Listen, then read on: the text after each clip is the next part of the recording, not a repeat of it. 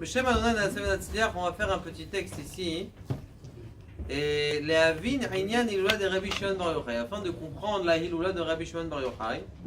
Hen Klalut Inyan Hilula, de comprendre c'est quoi la généralité du mot mariage, parce que Hilula ça veut dire mariage. Chez Zéoulora Kinyan Jet Simcha, c'est pas juste une joie. Et là, Simcha Gdola Beyoter, c'est une grande joie qui est comme la joie d'un mariage. Kilshon Akatu Beyom Hatunato, comme le jour de son mariage. Ve'an Inyan Ameyuchat Shalilula de Rabbi Shimon Bar Yochai, ça c'est le jour de la Hilula de Rabbi Shimon Bar Yochai, comme on a expliqué ce matin, que Rabbi Shimon Bar Yochai était le Gilgul de Nitzot de Moshe Rabbeinu. Neshama begouf shel tzadik, c'était un neshama d'un gouf shel tzadik, ou ben tzadik goufat gadla ma'alato biyoter. Et parmi les tzadikim, c'est quelqu'un qui est monté encore plus haut, comme il est marqué dans les Yerushalmi. Chez Rabbi Akiva Amar, alav dayecha sha'ani uborecha makirim kochecha. Il dit Rabbi Shimon Bar Yochai, Raïti bnei aliyah, j'ai vu des gens qui s'élèvent. Il y a des gens qui s'élèvent, ça veut dire quoi des bnei aliyah? Des bnei aliyah, c'est des gens qui connaissent la Kabbalah, qui étudient la Kabbalah, mais bnei adam mu'atim, il n'y en a pas beaucoup de gens qui étudient la Kabbalah, qui connaissent les secrets de la Torah. Ve'ad sheim hadu anaou. Maintenant, si tu calcules dans tous ceux qui sont vraiment des bnei aliyah, alors là je vous ai dit Kabbalah, mais en vérité il y en a plein aujourd'hui dans les yeshivot. Qui dit... Qu'est-ce qu'il y a? La Kabbalah, c'est la vie. Kabbalah של רבי שמעון בר יוחאי הוא הראשון של הקבלה. Celui qui a expliqué la Kabbalah du Rabbi Shimon Bar Yochai, ça a été le Harizal, le premier qui a commencé à expliquer, un petit peu à dévoiler. Après il n'a pas fini, après c'est passé au Rashash. Et après tous les jours, aujourd'hui il y a des gens qui expliquent la Kabbalah, les Kabbalot du Rashash et toutes les explications. Maintenant, il dit comme ça, dans les yeshivot, comment ils expliquent cette Gemara? Ils disent qu'en vérité, Bnei Aliyah, c'est des gens qui veulent grandir. Le Rogochover, il disait, Rogochover, vous savez, c'est un arabe qui a plein de cheveux comme ça. Il gardait les cheveux, il était un des hommes les plus intelligents, il était aussi intelligent qu'Einstein. Même, je vous en avais parlé, il a fait des mathématiques lui aussi. Et ses trouvailles en mathématiques, elles sont dans le musée de Russie, comme étant un des plus gros cerveaux de l'époque. Et le Rogochover il s'appelait, et il dit pourquoi il ne se coupe pas ses cheveux, parce que tellement il pensait, c'est que ses cheveux, il avait de la sensibilité dans les cheveux. Quand tu coupais, il avait mal quand on lui coupait les cheveux. Et c'est pour ça qu'il ne se coupait pas les cheveux.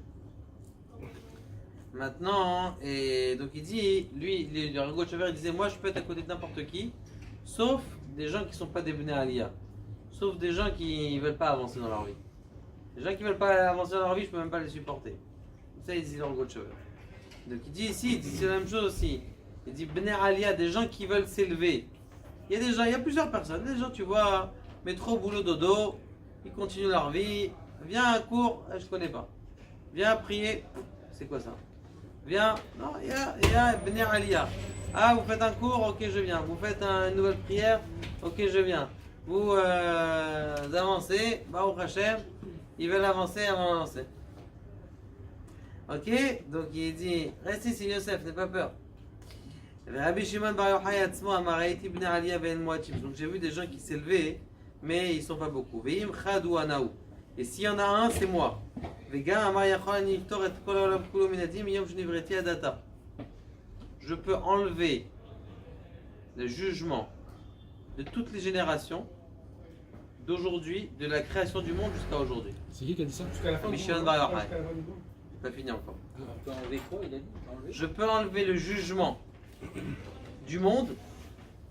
Yachol ani yiftor et haolam kulo min hadin miyom shenivreti adata, du jour où j'ai été créé jusqu'à maintenant.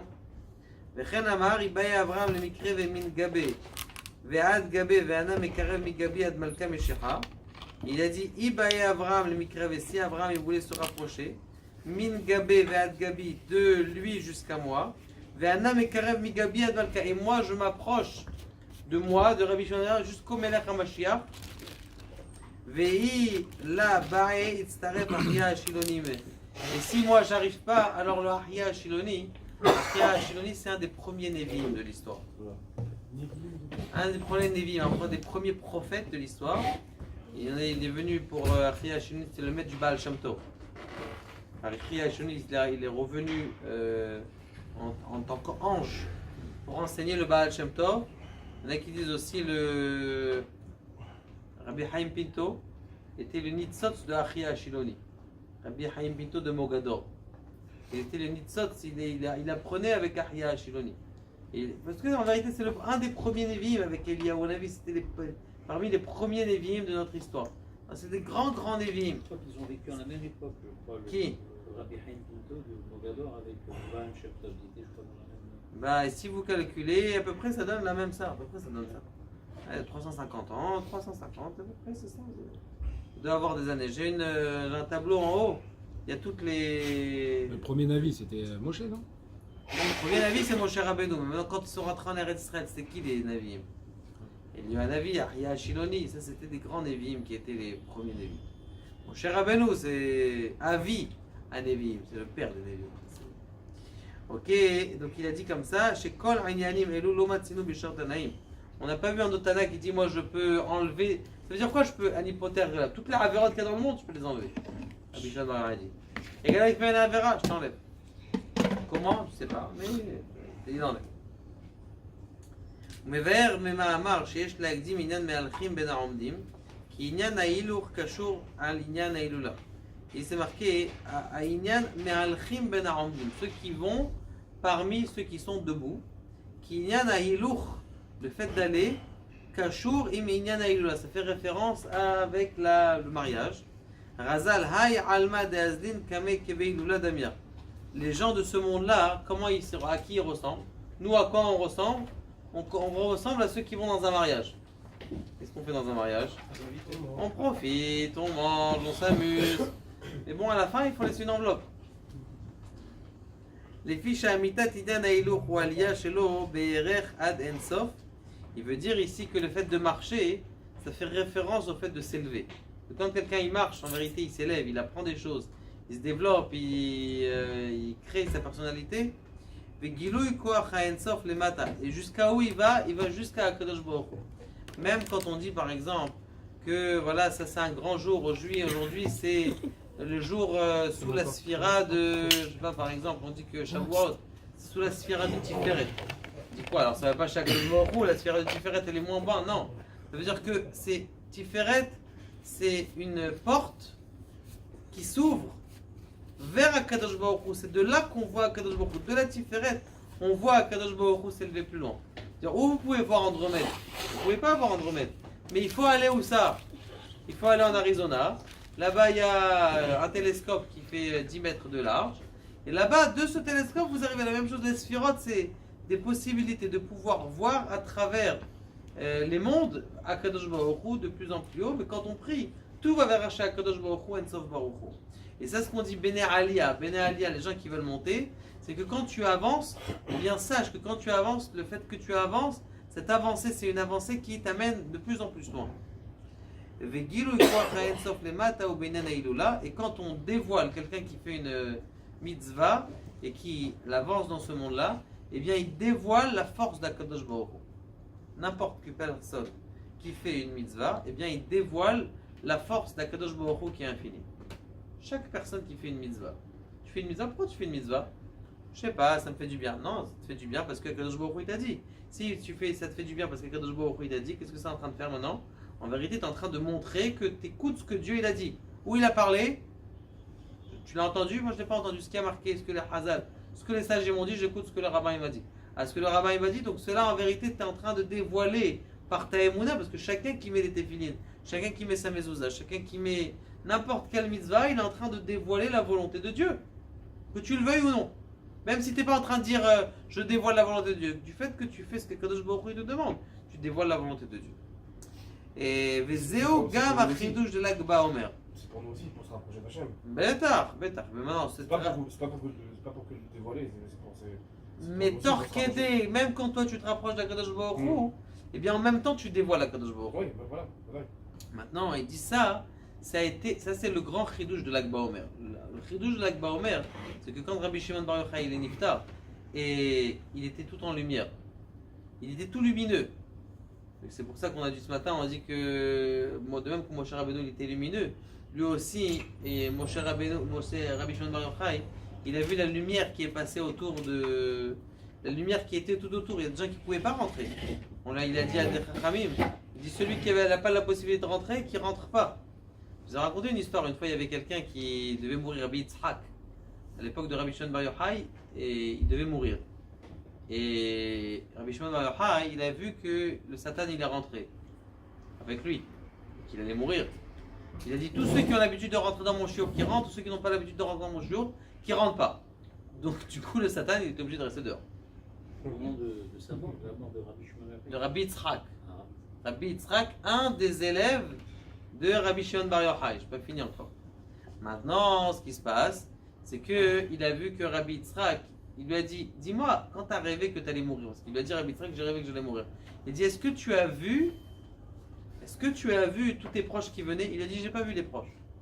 Il dit, j'ai vu, on m'a dit que j'allais mourir, mais j'ai pas vu tous les proches qui viennent. Il dit, si tu n'as pas vu les proches, je peux encore prier. Il s'est levé à Rabbi Shimon Bar Yochai, il s'est mis dans un coin, il a été Mevatel l'Exera. Il lui a dit, tu restes encore. Et il a vécu encore 10 ans après. Ils lui ont dit en haut, il a dit, mais quand est-ce qu'il va venir? Tu vas le laisser vivre tout le temps? Il a dit, je le prends avec moi. Le jour où il est mort, Rabbi Shimon Bar Yochai, il a pris avec le Rabbi Yitzhak. Il est mort aussi, Rabbi Yitzhak. Ça s'est marqué dans les Drazouta. Je ne sais pas si vous avez une fois dans le Tioul, vous vous rappelez, on s'était arrêté à l'endroit du Drazouta. Je vous dis, c'est ici que Rabbi Shimon Bar Yochai, il a. C'est ici que Rabbi Shimon Bar Yochai, il a dévoilé une partie du Zohar. En gros, on s'est arrêté en plein milieu de montagne, il n'y avait rien du tout. Il y avait même des soldats qui sont sortis de je ne sais pas où. Vous vous rappelez pas de ça? Il y a combien de temps qu'il est mort, Rabbi Shimon là 2000 ans. 2000 ans, il est Naïm, 2000 ans. Ok. Depuis qu'on est en galoute, depuis la faute des Meraglim, on est en galoute. Il était à l'époque Même. de l'acrobate alors. Et puis à l'époque de l'acrobate, Bétar. Il était romain. Et qui ont tué les Romains? Qui ont tué JC? C'est les Romains. C'est romain. Par le. Je ne peux pas dire, mais par le Bedin. Bedin a dit aux Romains, je ne l'ai pas entendu, mais. Bedin a dit aux Romains, celui-là il a Hayav Mita. Pourquoi? Parce qu'il a blasphémé. Blasphémateur.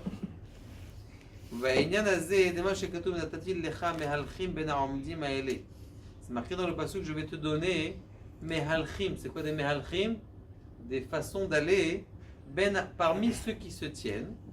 Kael aneshamot ou malachim. Ça fait référence aux âmes et aux malachim. Il y en a qui a un enfant de 14 ans qui m'a appelé cette semaine. Il m'a dit, Rav, je ne comprends pas comment c'est possible que les hommes ils peuvent être plus hauts que les anges. C'est pas possible. Je dis, bah, tout simplement, le corps de l'homme, c'est vrai qu'il est moins bas que les anges. Mais la neshama de l'homme. Il dit, mais dans le Rambam, c'est pas marqué comme ça. 14 ans 14 ans le gosse. Il s'est battu avec moi pendant un quart d'heure. Je dis, non, mais il m'a dit, pas le pisot. Je lui dis, mais selon le Sod, il y a le Olam Abriya, le Olam Ad. Il m'a dit, non, pas selon le Sod, selon le Rambam. Je lui dis, bon, mais même selon le Rambam, il faut que tu comprennes qu'il y a l'homme, il est composé de deux parties. Il y a sa neshama. Et il y a son corps. Son corps, il est plus bas puisqu'il vient du Olam Asiya. Mais sa neshama, elle est du Olam Atzilut, ou s'il le mérite, ou du Olam Yetzira, alors que comment on appelle ça? L'ange, il est de l'Olam Abriya. Il n'y a pas d'ange là-bas? Où ça? La neshama des anges. Alors, c'est vrai qu'il y a différentes sortes d'anges. D'ailleurs, c'est pour ça que le Kaddish, il est en araméen. Et il est aussi un peu en hébreu. Rizal l'amène dans le Sefer HaKavanot. Pourquoi est-ce qu'il est comme ça? Il gadal veit kadash en hébreu. Shemé Rabba, araméen. Be'alma divera cherouté, araméen. Regardez. Amen, Shemé Rabba mevar le'alam le'alman mayed Pour bara. les embrouiller. Tout ça c'est pour les embrouiller. Quels malachim on embrouille? Les petits malachim d'en bas. Mais les grands malachim d'en bas, Michael, Gabriel, Auriel, ces grands malachim, tous ces grands malachim là, tous ceux-là, eux, ils comprennent l'hébreu, le français, toutes les langues qu'on veut. Mais eux, comme ils sont c'est des défenseurs du Ham Israël. D'ailleurs, Michael, Sar Israël, Yahu, c'est des défenseurs du Ham Israël. Eux, ils comprennent toutes les langues. Eux, c'est pour ça qu'on peut leur parler en hébreu. Mais c'est les petits anges, eux, des fois, ça dépend de la couleur que leur Ham Israël. Si leur Ham Israël, ils font des péchés, ils sont mauvais. Si leur Ham Israël, ils sont bien, alors eux aussi, ils sont bien. Donc ça, c'est le Inyan, Beshem Ha'omdim, Veta'am Adavar, qui malach, yesh le gouf, Venefesh. Il faut savoir que même le malach, il a un corps et une âme. Ah bon, mais le malach, je pensais qu'il n'avait pas de corps. C'est vrai qu'il a un autre gouffre que le nôtre. Là, ici, il ramène le rabbi, il dit que le yesh lo gouf venefesh. Il a un corps et une âme. C'est pas le même corps que nous, c'est un corps qui est plus. Même nous, on a un autre corps. Je suis en train de lire la fin de Otrot Chaim, du Rav Chaim Vital. Il ramène que le Gan Eden, il y a un Gan Eden Tarton, il y a un Gan Eden qui est sur terre ici. Il a un endroit, le Gan Eden, il est en Eretz Israël. Il se tient ici, ce Gan Eden, il est des trucs et il y a des gens là-bas. Et ces des gens là-bas, ils ont quelle forme? La forme qu'ils avaient ici quand ils étaient morts. La même, lorsqu'ils étaient vivants.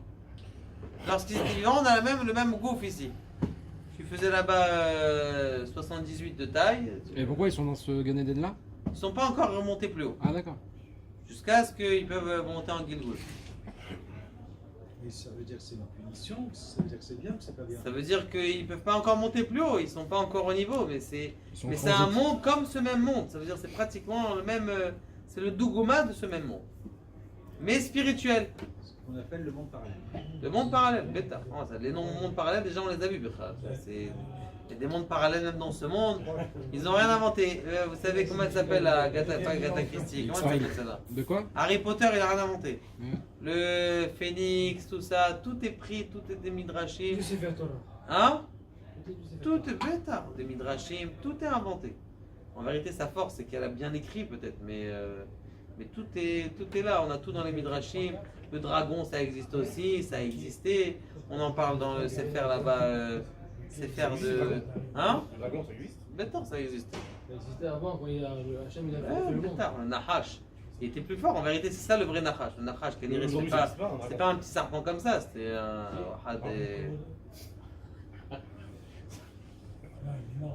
Ça va? וכיוון שהגוף שלו הוא במידת וגבול, Oh.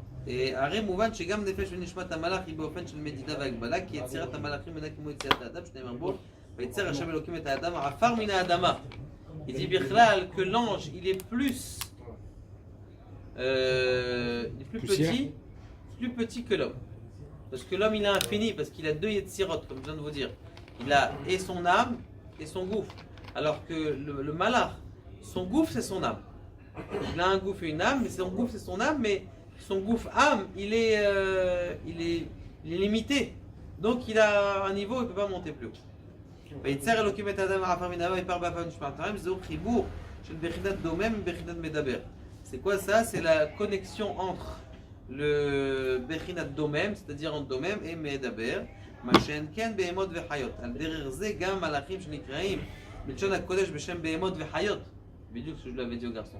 Et tu vois bien que les animaux, on les appelle comment? Des chayot. Et les anges, comment on les appelle? Hayot HaKodesh. Donc moi je vois que c'est aussi des animaux. Peut-être que l'âme et le corps de l'ange se confondent, c'est ça. Exactement. Et que nous on est bien séparés, c'est pour ça que Voilà. Chez Etzlam, Nefesh et Neshama, Iberech Hagouf. Les deux, voilà, il le redit ici, que chez eux, leur Nefesh et leur Neshama, il est pratiquement très proche. Comme voir Betorat Or, comme c'est marqué Torah Or. C'est quoi ce livre-là? Bereshit Gimel, ok, je sais pas où c'est. Il faut savoir que les malachim ils sont limités, alors que l'homme il est illimité. C'est pour ça que nous on peut s'attacher à Kadosh Baruch Hu et qu'on est beaucoup plus haut que les malachim, en espérant que Be'ezrat Hashem, justement, c'est ça qu'on veut dire que Anachnu Omdim, Anachnu Me'alchim Ben Omdim. C'est-à-dire que nous on avance parmi ceux qui se tiennent. C'est qui ceux qui se tiennent? C'est les malachim. Mais nous on avance, ça veut dire que nous on peut avancer plus que les anges. Et l'Agba Omer, c'est quoi? C'est de nous apprendre qu'on est des Bnei Aliyah, des gens qu'on peut s'élever. On est des personnes, ce qu'il a été mégalé Rabbi Shimon Bar Yochai dans l'Agba Omer, c'est de dire qu'on est des gens qui peuvent s'élever très très haut. Que Kadosh Baruch Hu nous fasse mériter, Be'ezrat Hashem, de nous élever rapidement. Baruch Adonai, Le'olam, Amen, Amen.